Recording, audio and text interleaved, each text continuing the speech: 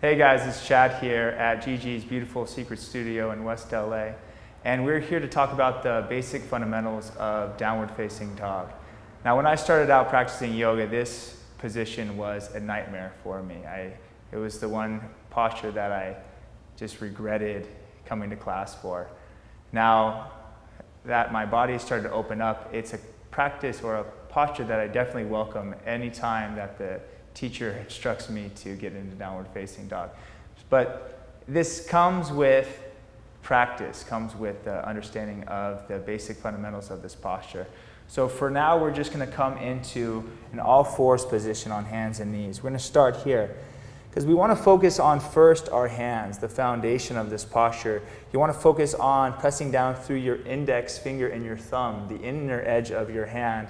And from there, you're going to spread your fingers nice and wide. Try to get a big chunk of mat in both hands.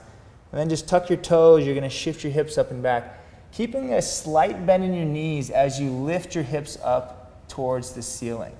Now we do this because if you have tight hamstrings, you're going to feel a lot of pain in your low back here. We don't want that. So you want to take the pressure, turn down the volume in the stretch, so to speak, just by bending your knees. And then from there, it allows you to lengthen through your torso to lift up and back through that hip crease, that space between your belly and your thighs. Now, when you get in this posture, you can start to move about. I want you to try to bend your right knee, pick your right heel up, and get a big stretch through your left leg here. This feels good, especially in the morning when you get out of bed, just rolling out of bed, coming into downward facing dog. And just maybe just pedal your legs back and forth once or twice, just gently opening up, breaking out that primal instinct. Take a few breaths in down dog, maybe moving from left to right or settling back into down dog and focusing on lifting your hips up and back. But again, make sure you're pressing down on the inner edges of your hand and maybe allowing your biceps, your upper arms to rotate, spin forward towards the front wall. Then from there, take your shoulders, widen them away from your ears, and then draw your belly button in and up.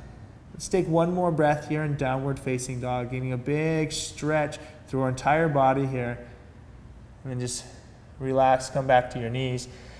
Take child's pose for 2 breaths. Gently releasing back to the mat. One more breath here. And that right there is the basic fundamentals of downward facing dog. Thank you for your time. Namaste.